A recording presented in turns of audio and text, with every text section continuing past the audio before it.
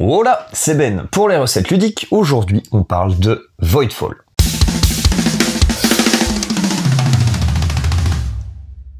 Voidfall est un jeu de Nigel Buckle et David Turczi, illustré par Yann O'Toole et édité par Mindclash Games. La version française est assurée par Super Meeple. Il est conçu pour 1 à 4 joueurs pour des parties entre 1h30 et 4 heures, et sa difficulté est estimée sur BGG à 4,4 sur 5. Voidfall vous amène dans un univers spatial où le Dominium, une sorte d'immense empire galactique humain, est tombé. La cause ? Un être cosmique qu'on appelle le Néant, une entité parasite qui s'insinue partout où elle le peut. En tant que grande maison, votre objectif sera donc d'éradiquer ce mal, tout en prenant le contrôle du nouveau Dominium. Voidfall se présente comme un 4X spatial avec des combats entièrement déterministes. Il vous faudra donc explorer l'univers, exploiter vos ressources, expandre votre contrôle et exterminer vos adversaires pour l'emporter. Le jeu se joue en 3 manches, pendant lesquelles chaque joueur va jouer un nombre de tours défini par la carte d'événements galactiques. À l'issue de ces 3 manches, le joueur ou la joueuse qui possède le plus de points d'influence l'emporte. Le jeu est particulièrement complexe, je vais donc dans cette vidéo vous présenter la structure et les actions de manière très sommaire. Notez également qu'il existe 3 modes de jeu, le mode solo, le mode coopératif et le mode compétitif. On ne s'intéressera ici qu'aux éléments de jeu du mode compétitif. Chaque manche est décomposée en 3 phases. La première phase est une phase de mise en place pour la manche à venir. On va notamment modifier le marché des technologies, ajuster l'ordre du tour en fonction du nombre de points d'influence des joueurs et également révéler la carte d'événements galactiques pour cette manche. Sur cette carte, on va trouver plusieurs informations. D'abord, on va trouver le nombre de tours que chaque joueur va réaliser au cours de cette manche. On va trouver également des événements qui concernent en principe l'ensemble des joueurs et également des objectifs de fin de manche que chacun des joueurs pourra atteindre. On passe ensuite à la deuxième phase d'une manche, la phase de focus, c'est-à-dire la phase d'action. Chaque joueur, lors de son tour, va jouer une carte focus depuis sa main. On ne récupère pas les cartes focus jouées précédemment au cours de cette manche, on les récupère qu'à la fin de la manche. Sur chacune des cartes focus, on trouve 3 actions ici, et le joueur qui joue la carte focus va devoir en choisir 2 parmi les 3. Il s'agit forcément de 2 actions différentes, elles peuvent être réalisées dans n'importe quel ordre. Il a la possibilité de jouer les 3 actions de sa carte à condition de dépenser un petit jeton commerce obtenu précédemment. Les jetons commerce, on les obtient avec des bonus de jeu. Également, au cours de cette phase de focus, il a la possibilité de jouer depuis sa main une carte de programme qu'il a également obtenue précédemment. Une fois que le joueur a terminé son tour, c'est au joueur suivant et ainsi de suite jusqu'à ce que chaque joueur ait joué le nombre de tours indiqué par la carte d'événements galactiques, après quoi on va passer à la 3e phase, la phase d'évaluation. Au cours de cette phase, on a un premier événement qui est l'escarmouche du Néant. Le Néant, qui est donc le joueur neutre du jeu, représenté ici en orange, le Néant va essayer de prendre le contrôle d'un territoire de chaque joueur, d'un secteur de chaque joueur, qui est le moins défendu, c'est-à-dire le secteur sur lequel le Néant est le plus susceptible de prendre le contrôle. Ça sert à mettre une petite pression supplémentaire sur les joueurs, de manière à ce qu'ils ne laissent pas des secteurs sans défense. Ensuite, chaque joueur va devoir payer un coût d'entretien, représenté par ces petites icônes ici. Le coût d'entretien qu'ils vont devoir payer avec diverses ressources, des coûts d'entretien qu'on peut trouver sur les secteurs, également sur les cartes programmes. Si le joueur ne peut pas payer un certain nombre d'icônes d'entretien, il perdra des points d'influence pour chaque icône d'entretien qu'il ne peut pas payer. Enfin, chaque joueur va marquer des points pour l'éventuel objectif de fin de manche défini par la carte d'événements galactiques s'il les a atteints, et il va marquer également des points pour ces cartes programmes non corrompues, c'est-à-dire sur lesquelles on ne trouve pas de marqueur corruption, de marqueur du néant. Une fois la manche terminée, on répète donc ce schéma 2 autres fois et on arrive à la fin du jeu. Voilà pour la structure du jeu. Vous voyez que c'est plutôt simple. Maintenant, on va s'intéresser un petit peu plus en détail aux différents éléments de jeu. On va commencer par regarder la map centrale du jeu qui est construite au début de la partie en fonction du scénario que vous avez choisi. Ici, j'ai mis en place le scénario d'initiation. La map n'évoluera pas au cours du jeu. Pour contrôler un secteur c'est donc une tuile hexagonale, il vous faut au minimum un cube de puissance navale sur ce secteur. Bien sûr, des cubes de puissance navale de factions différentes ne peuvent pas cohabiter, il faudra bien sûr résoudre un combat. Sur les secteurs, on trouve deux types d'éléments. On trouve les installations, qui sont les triangles sur la partie supérieure du secteur, et les guildes, qui sont les petits trous crantés ici, justement, sur la partie inférieure. Les installations vous permettront de déployer plus de cubes de puissance navale et de défendre le secteur, tandis que les guildes vous permettront de produire différents types de ressources. On trouve également le dé de population qui est en fait un multiplicateur pour voir combien de ressources du type des différentes guildes placées sur votre secteur vous allez pouvoir produire. Les tuiles flottes et les cubes de puissance navale servent pour le contrôle des secteurs et aussi les affrontements. Les cubes de puissance navale ne peuvent être envoyés sur les secteurs que via des tuiles flottes. Vous devez les stocker sur des tuiles flottes. Par défaut, vous les stockerez sur des vaisseaux de base qu'on appelle des corvettes et en fonction des technologies qui seront disponibles pendant la partie, vous pourrez les stocker sur d'autres types de vaisseaux, dans cette partie notamment des cuirassés et des sentinelles. Les tuiles flottes n'ont pas beaucoup d'importance dans le jeu. Ce qui compte réellement, ce sont les cubes de puissance navale, leur nombre bien sûr, et le type de flotte auquel ils sont associés, puisque c'est ça qui va définir leur comportement au cours d'un combat.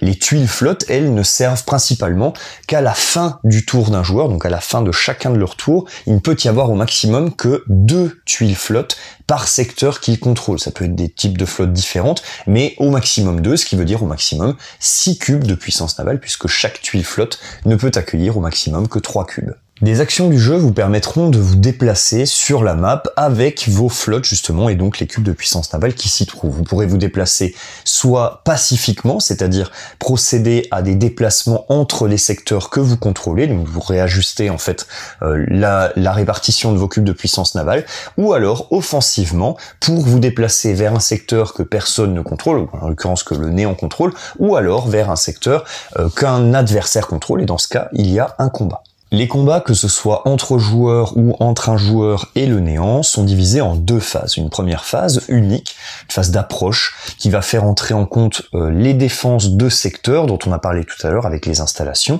et également certains types de vaisseaux qui possèdent des dégâts ou une absorption d'approche. La deuxième phase du combat est une phase cyclique qui va se répéter jusqu'à la fin du combat, qu'on appelle une phase de salve.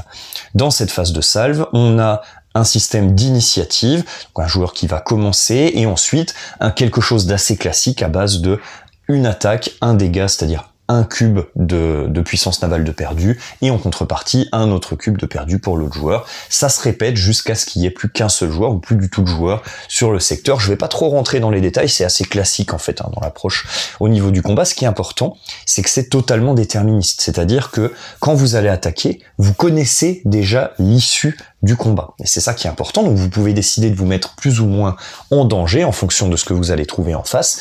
L'issue du combat en cas de victoire, c'est bien sûr un gain de points de victoire, éventuellement des gains en fonction de ce qui se trouve sur le secteur, notamment ces tuiles récompenses un petit peu qui sont face cachée au départ, et également des bonus divers et variés que vous pourrez trouver en fonction des tuiles et des scénarios que vous allez jouer. La défaite militaire, elle, va vous faire perdre pas mal de cubes de puissance navale, forcément, éventuellement des secteurs, et donc de la production et des défenses associées. On continue avec les éléments de jeu. Chaque joueur dispose sur son plateau personnel qui est plutôt asymétrique. Il y a plein de factions différentes et donc il y a une répartition différente, notamment de ces pistes. Vous disposez, vous voyez, de 3 pistes ici, les pistes de civilisation en fait, qui vont vous apporter des avantages divers et variés à chaque fois que vous allez les faire progresser et qui conditionnent également des emplacements technologiques de niveau supérieur. On trouve également des jetons commerce qui vous permettront d'obtenir des avantages immédiats au moment de la récupération de ce jeton et en fonction du nombre de jetons restants. Ces jetons commerce sont également ceux que vous allez pouvoir utiliser pour jouer la 3e action de votre carte focus, la carte que vous jouez au moment de votre phase d'action. On a ensuite un marché de cartes technologie. Ces cartes vous offrent des avantages immédiats ainsi que des avantages pour le reste de la partie. Donc le set de cartes technologie est déterminé au début de la partie en fonction du scénario que vous avez choisi. Il y a en principe 2 exemplaires de chaque carte technologie du niveau 1 et un exemplaire correspondant de la carte technologie du niveau 2. Au début de la partie, normalement, chaque joueur dispose également d'une carte technologie qui lui est propre. Le deuxième exemplaire de cette carte technologie est placé dans le marché. Les cartes de niveau 2 forment également un marché qui sont bloquées au cours de la première manche, qui se débloqueront à la deuxième manche et qui cycleront à la troisième manche. Pour pouvoir construire une technologie de niveau 2, il vous faut deux choses. D'abord, la technologie correspondante de niveau 1, que vous allez remplacer purement et simplement par celle de niveau 2, et également la progression suffisante sur vos pistes de civilisation pour débloquer des emplacements technologiques de niveau 2. Il existe également un marché de cartes programmes divisé en 4 types de programmes différents. Ces cartes programmes sont conditionnées par le fait de jouer un certain type de carte focus. Elle apporte un bonus immédiat au moment de la pause et des bonus en points de victoire à chaque fin de manche pour chaque carte programme que vous possédez chez vous. Enfin, on a déjà vu la présence du néant sur la map avec ses flottes et ses cubes de puissance navale. On va trouver également un élément qu'on appelle la corruption. La corruption, c'est des éléments que vous allez devoir payer de temps à autre, c'est-à-dire que en contrepartie d'obtenir un certain bonus, vous allez devoir récupérer un jeton corruption comme celui-ci. Les jetons corruption, vous pouvez les placer à différents endroits. Ils auront différents effets en fonction.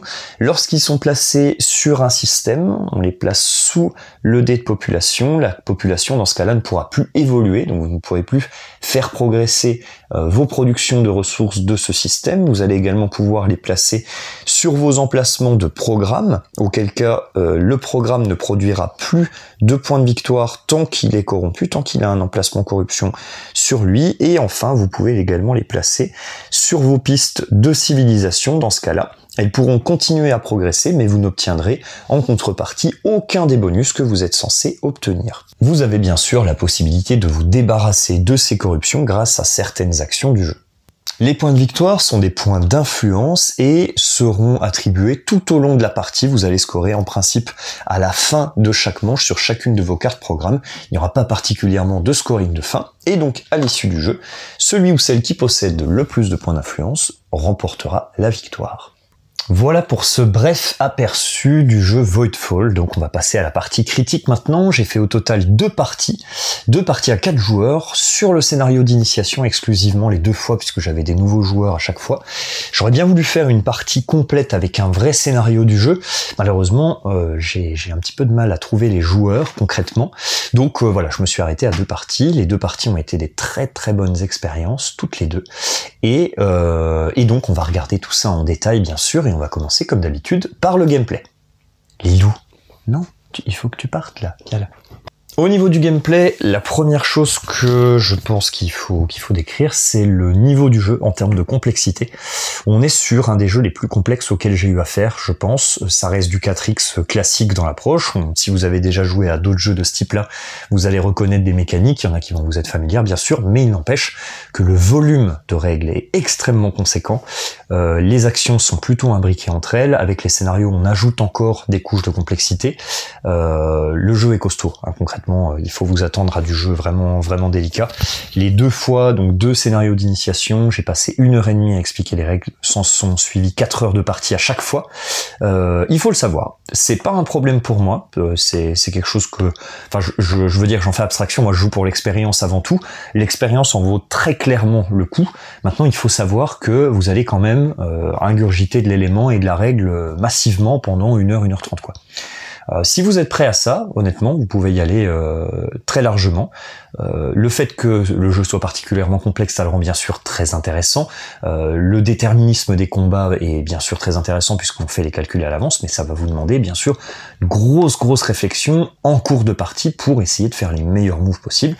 Vous êtes prévenus, c'est un jeu difficile. Deuxième élément, et j'y reviens bien sûr, c'est le déterminisme des combats, puisque c'est la mécanique principale, on va dire, qui change un petit peu, enfin qui rend le 4X différent des autres 4X, on va dire, c'est que on a effectivement des combats qui ne se jouent pas du tout au lancer de dés, avec des cartes face cachée, avec des enchères, avec... Là, on est sur du déterminisme absolu, c'est-à-dire qu'on connaît l'issue du combat avant de le commencer. Donc ça, je trouve ça très très intéressant, ça amène des éléments très très euros dans un style qui s'approche plutôt de l'Ameritrash, ou en tout cas avec des jeux avec du chaos entrant qui ressemblent pas aux Eurogames, aux jeux à l'allemande que j'ai plus l'habitude de jouer moi. Ici on a quelque chose de très proche de ce que je connais, avec des combats où en fait je fais le combat dans ma tête avant de le lancer. Et donc j'en connais l'issue et je peux mesurer en fait les risques que je vais avoir. Est-ce que en sortant du combat je vais être complètement à poil et je vais gagner mais il va me rester qu'une seule unité, le néant va me le reprendre, ou alors est-ce que je suis assez fort, est-ce que ça vaut vraiment le coup que je fasse ce combat parce que le tour d'après il risque de venir m'emboutir moi et c'est pas ce que je souhaite. Enfin voilà, plein de questions qui se posent, et donc le déterminisme des combats fait que le jeu est particulièrement original et d'autant plus intéressant bien sûr. On peut parler ensuite de la prise de décision. Alors là c'est tout particulièrement intéressant. On a donc des cartes d'action, des cartes de focus. Ce sont ces cartes qui vont déterminer quelles actions on va réaliser dans le jeu. Donc on a dit, à chaque manche, on va jouer un nombre défini de tours, défini par la carte d'événement galactique, qui va changer au cours des 3 manches, et on va avoir en principe un nombre plus important de cartes que le nombre de tours qu'on va pouvoir jouer. En tout cas, dans le tutoriel, on va monter progressivement. La première fois, on a le bon nombre de cartes, et la fois d'après, on commence déjà à avoir des cartes supplémentaires. Dans les parties normales, normalement, vous jouez avec toutes vos cartes de focus, donc à chaque fois, vous allez devoir faire des choix sur quelle carte vous allez jouer, puisque le nombre de tours correspond pas au nombre de cartes, et surtout, dans quel ordre vous allez devoir jouer ça. Et ensuite, il y a une deuxième couche, puisque à l'intérieur des cartes de focus, vous allez devoir choisir à nouveau 2 actions parmi 3, et dans quel ordre vous allez les jouer. Donc, tout ça crée bien sûr un énorme arbre décisionnel, et fonction bien sûr des décisions qui sont prises par les autres joueurs, c'est très très très agréable. La prise de décision est excellente. Vous avez toujours plein d'options en fait à disposition. Il y a forcément des options qui sont strictement meilleures que d'autres en termes d'ordre de jeu, en termes de dans quel ordre vous allez dérouler vos actions, et est-ce que vous allez jouer ces actions-là au premier tour, plutôt celles-là au deuxième tour, et ainsi de suite.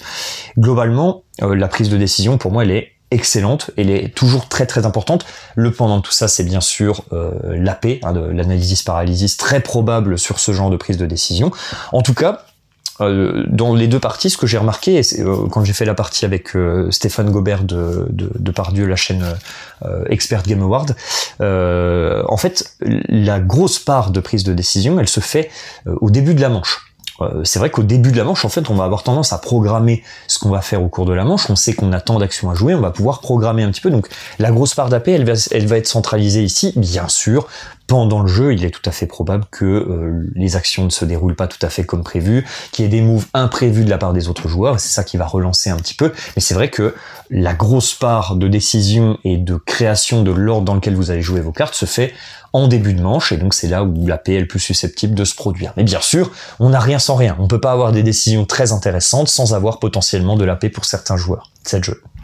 Autre élément mécanique qui est important de souligner, à mon sens, c'est la corruption. La mécanique de corruption, je la trouve excellente parce que on a en fait quelque chose qu'on va pouvoir payer de temps en temps. Donc c'est un petit peu comme si on vendait une part de notre âme pour gagner plus de bonus. Donc on perd quelque chose. Donc là, en l'occurrence, avec la corruption, on va perdre éventuellement des cartes de programme qui vont être corrompues, donc qui rapporteront 0 points. On va perdre des pistes de civilisation dont on a parlé tout à l'heure, pareil, qui rapporteront plus de bonus. En contrepartie, d'autres bonus. Donc est-ce qu'on est prêt à sacrifier certains bonus en prenant de la corruption pour justement obtenir d'autres trucs un petit peu plus intéressants? Voilà. Tout ça, c'est à vous de le gérer. Bien sûr, cette corruption va pouvoir s'en défaire à un moment donné. Donc, il y a cette partie de gestion de la corruption qui est particulièrement intéressante dans le jeu, je trouve. En tout cas, moi, j'ai trouvé que c'était un élément qui était assez chouette, en plus d'être un méchant, un protagoniste, un joueur neutre, qui est également très intéressant. J'y reviendrai pendant la partie thème. Un autre point également, alors un petit peu à double tranchant selon moi, sur celui-là, c'est le fonctionnement par scénario. Les scénarios, c'est bien pourquoi? Parce que ça a été testé, c'est-à-dire que c'est des configurations qui fonctionnent, qui apportent un certain degré de difficulté, un certain degré d'interaction entre les joueurs. C'est des configs qui fonctionnent et qui vont apporter une expérience de jeu satisfaisante parce que elles ont été créées et éprouvées, on va dire. Voilà. Donc ça, c'est la partie positive, c'est que ça va vous donner une bonne partie. La contrepartie de tout ça, c'est qu'il y a un nombre fini de scénarios, bien sûr. Alors, il y a au total 60 scénarios qui sont proposés. 60 scénarios à travers toutes les configs, c'est-à-dire tous les modes de jeu et toutes les configurations en termes de joueurs. Donc, au total, dans une configuration et un mode de jeu précis, bah vous avez, je sais pas, allez, peut-être un peu moins d'une dizaine de scénarios, non, moins que ça, moins d'une dizaine de scénarios qui sont proposés. Donc, c'est chouette, mais il y a une limite. Et en fait, il y a tout le truc de... Parce que quand je vois un jeu comme ça, moi je pourrais me dire, je dispose d'un générateur de maps sur une application, par exemple, il y a une application en plus avec le jeu qui vous aide sur la mise en place et tout. Je dispose d'un quelque chose pour générer une map aléatoire et prendre un set de techno aléatoires, des familles, et hop, on est parti comme ça. Et tout roule.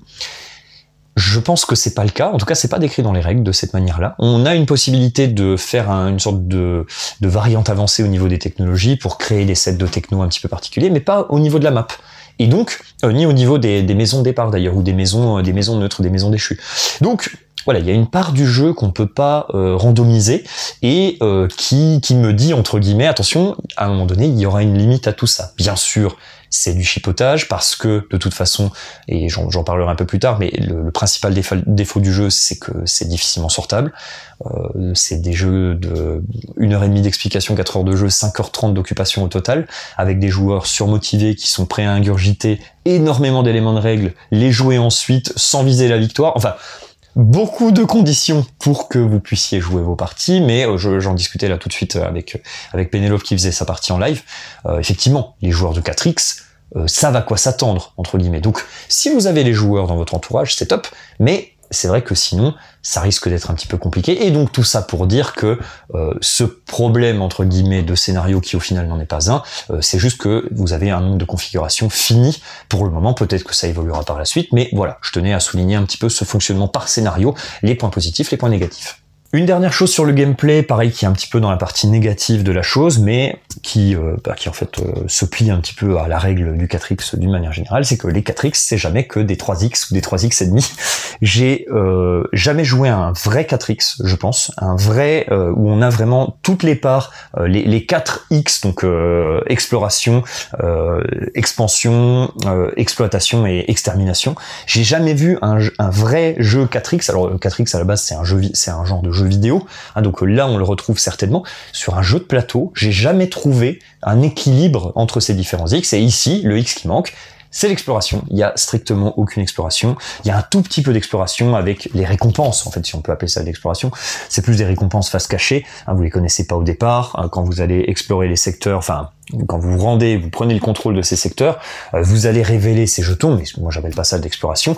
La map ne grandit pas au cours de la partie, contrairement à des jeux comme Eclipse par exemple, où il y a une vraie part d'exploration, puisqu'on va dans un secteur sans le connaître à l'avance, hein, donc on sait pas du tout ce qui va se trouver dessus. Là, ça n'existe pas. Il y a rien qui est caché, entre guillemets, en amont, donc cette partie exploration n'existe pas. Donc au final, Voidfall est un 3X, et donc c'est très bien, il n'y a aucun problème, mais c'est compliqué, cette appellation 4X, qui en fait en nommait toujours plus ou moins un. Voilà, il faut le savoir. On passe maintenant au matériel et aux règles. On commence par le matériel, vous l'avez vu, c'est un jeu avec énormément de matériel. Ça va bien sûr servir le calibre du jeu, hein. C'est normal qu'il y ait beaucoup de matériel dans un jeu de ce type-là. Vous avez vu le matériel de la version retail, la version boutique. Donc je vous laisse imaginer la version Kickstarter avec la grosse boîte, tous les éléments de luxe, les extensions, les trucs en plus, enfin bref. Vous avez bien sûr beaucoup plus de choses dans la version Kickstarter. La version qui sera proposée par Super Meeple, puisqu'à l'heure où je fais la vidéo, la campagne Super Meeple n'est pas encore sortie. Donc la campagne de Super Meeple reprendra, de ce que j'ai entendu, je connais pas le détail, mais voilà, reprendra certains éléments de luxe de la première campagne qui avait été faite par Mindclash. Donc voilà, il faudra voir quels éléments de luxe sont proposés. En tout cas, bien sûr, le matériel est de très bonne qualité d'une manière générale. Il est extrêmement volumineux. La mise en place vous prendra bien sûr du temps. Je pense que c'est le prix à payer sur un jeu de ce type-là. Je vois difficilement comment on peut faire autrement. Il y a des efforts qui sont faits, hein. Il y a un livret de règles spécifique pour la mise en place et pour les scénarios. Et vous avez également une application qui vous permettra en fait de faire la mise en place plus rapidement. En tout cas, c'est ce que j'ai vu. J'ai pas vraiment regardé puisque maintenant je la connais. Mais voilà, il y a du matos. Au niveau des règles, on a 3 livrets de règles complets. Donc on a un livret de règles qui correspond aux règles du jeu de base, donc avec tout ce que je vous ai expliqué sommairement pendant la première partie. On a un compendium qui contient les mises en place et les différents scénarios en fonction des configurations. Et on a également un livret de règles qui correspond au glossaire, l'explication en détail de chaque élément du jeu. Donc ça fait bien sûr énormément de lecture. Voilà, ça fait partie aussi de la difficulté du jeu, hein, c'est son accessibilité. Il faut déjà avoir ingurgité toutes ces règles avant de pouvoir les expliquer à d'autres joueurs, donc je vous laisse imaginer le temps que ça va vous prendre. Bref, il y a vraiment du volume. Le point positif à tout ça, c'est que c'est très bien écrit. Déjà de base, c'est super bien écrit. En plus, la version française est vraiment de super bonne qualité. Alors, je l'ai déjà dit dans plusieurs vidéos, hein, moi je suis très fan du travail de Antoine Prono de Transludis. Encore un travail énorme, enfin c'est le volume de règles à traduire est gigantesque, c'est toujours très bien traduit, toujours du travail de qualité, donc voilà, vous avez de la règle à lire, mais le point positif c'est qu'elle est super bien écrite, c'est top. Si on s'intéresse à l'iconographie maintenant, parce que j'en ai pas parlé, mais il y a aussi un petit livret d'iconographie. Alors j'exagère, c'est pas un livret, c'est une feuille double quand même, hein, une feuille double A4, hein, recto verso. Concrètement, l'iconographie, alors pareil, encore un travail de titan. Iconographie par Monsieur Yann O'Toole, illustrateur et faiseur d'iconographie des jeux. Globalement, dans le jeu, tout est iconographié, quasiment. Il y a un petit peu de texte sur les cartes technologiques et également un petit peu de texte sur les cartes d'événements galactiques. En dehors de ça, le reste est textless, quasiment intégralement. Je regarde un peu, mais je vois pas vraiment de... Non, je sais pas d'autres textes en fait que ça. Donc, c'est un travail bien sûr monstrueux. Vous l'imaginez bien, hein, une feuille recto verso, une feuille double recto verso d'iconographie, c'est monstrueux. Moi, ce que je trouve très chouette, c'est quasiment au même titre que Antoine de Transludis, c'est que c'est toujours du très bon travail. Moi, je suis extrêmement fan du travail de Yann O'Toole. Je trouve que c'est très compréhensible. Une fois qu'on a compris un élément, on n'y revient pas. Il y a des choses qui même juste en les regardant comme ça, sans en comprendre la signification, on arrive à saisir ce que ça signifie. Moi, je suis épaté, quoi. Je suis épaté par ce genre de travail et ben voilà, ça mérite d'être mis en valeur. En tout cas, très gros travail d'iconographie.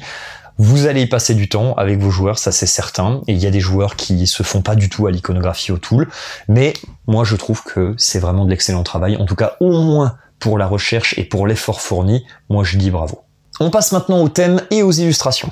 En termes de thématique, je vous le dis, on est servi. On a un compendium dans lequel donc vous avez la mise en place, les scénarios, mais vous avez aussi 7 pages intégrales de lore, donc d'explication des éléments du jeu, le contexte, le avant, le pourquoi on va jouer à ce jeu, qu'est-ce qu'on va faire à l'intérieur de ce jeu, tout ça avec une petite histoire et un fond en fait pour poser un petit peu les bases de qu'est-ce qui va se passer dans le jeu, l'explication des Novarques, d'où vient la corruption, d'où vient le néant, etc.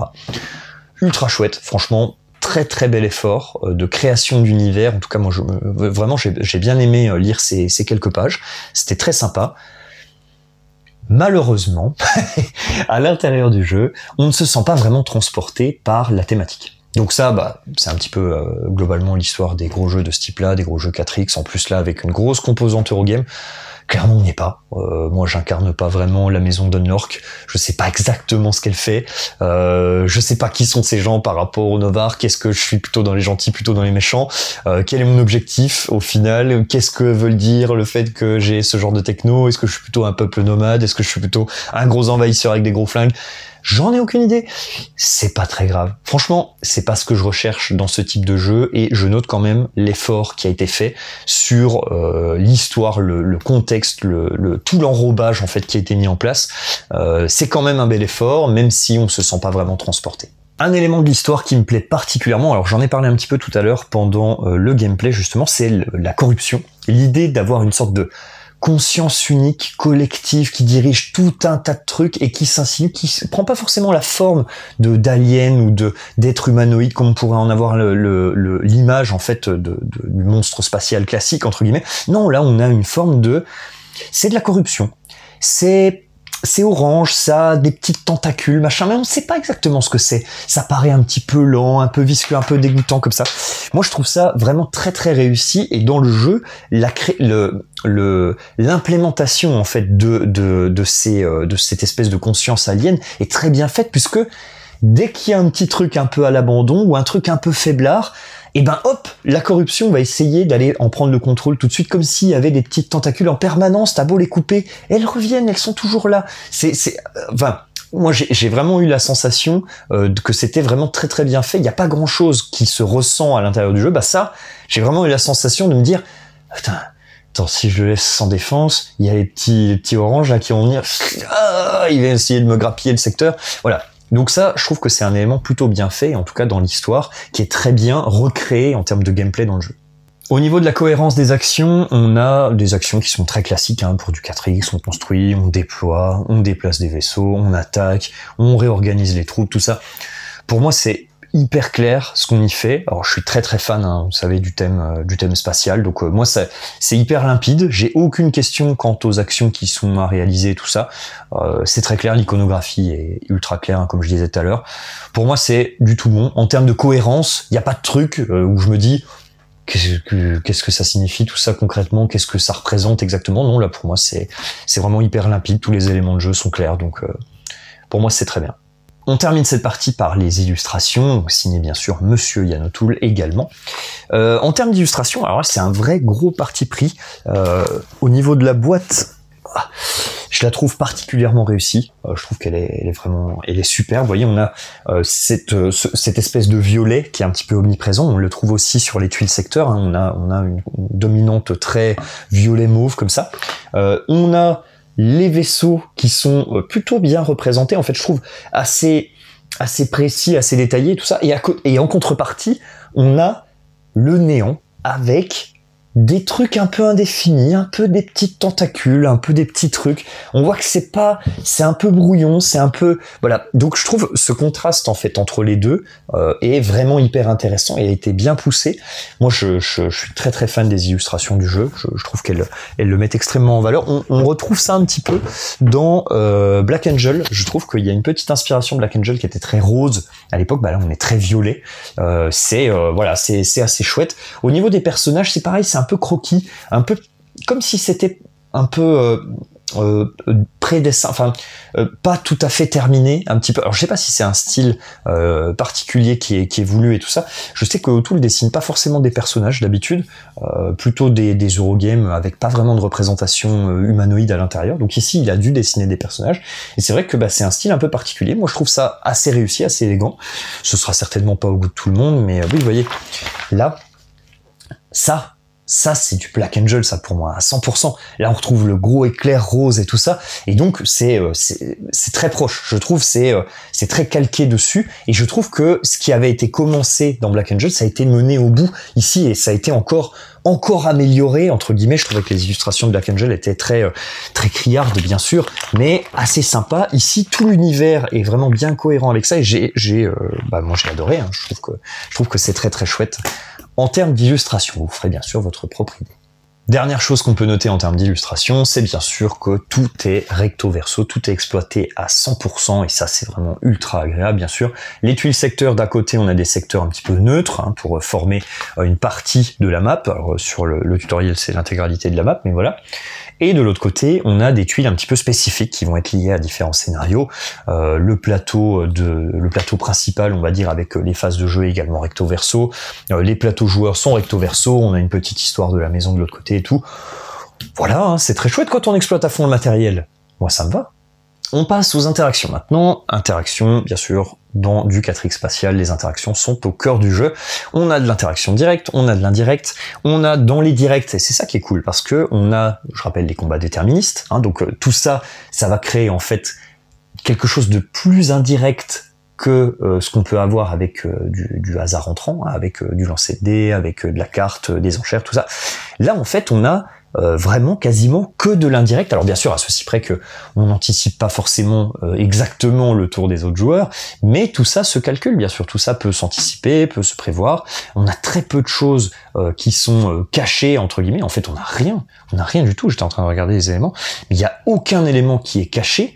Donc on peut effectivement anticiper et faire des probabilités sur qu'est-ce qui va être joué par la suite par mon voisin, quoi.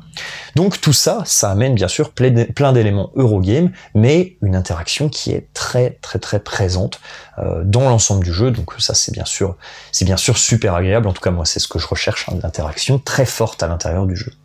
On termine par la partie rejouabilité. Alors, je vous l'ai présenté, hein, je vous ai dit, il y a une 60aine de scénarios répartis sur toutes les configurations, bien sûr.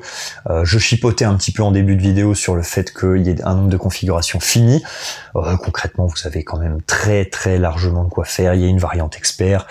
Concrètement, sur un jeu de ce calibre-là, la question de la rejouabilité n'a pas vraiment à se poser, puisqu'il y a tellement de matériel, tellement de différences et d'interactions à l'intérieur du jeu qui fait que 2 parties, même en jouant 2 fois, j'ai joué 2 fois le scénario d'initiation, au final les 2 parties n'avaient rien à voir. La question de la rejouabilité, clairement, elle est très largement assurée. Le mot de la fin sur Voidfall, c'est que j'ai adoré le jeu. J'ai trouvé que c'était superbe, hein. C'était une excellente réalisation, comme souvent avec Minecraft, hein, je suis rarement déçu. Le plus gros problème du jeu, c'est la sortabilité. Combien de fois je vais pouvoir mettre ce jeu-là sur ma table avec des joueurs autour qui éventuellement ne débutent pas pour que j'ai pas à refaire toutes les explications et qu'on rejoue le scénar d'initiation? Combien de fois je vais pouvoir faire ça par année? J'en ai aucune idée. Moi, j'ai acheté la grosse boîte, clairement. Je suis revenu, j'avais raté la campagne Kickstarter et finalement, j'ai racheté un pledge à un ami. Je sais pas si j'aurai l'opportunité de le sortir, mais je crois que même pour une fois par an, si j'ai l'occasion de le sortir, et bah, ça vaudra clairement le coup parce que c'est un méga jeu. C'est une expérience unique, comme je vous en ai présenté auparavant, la Familia, d'autres jeux.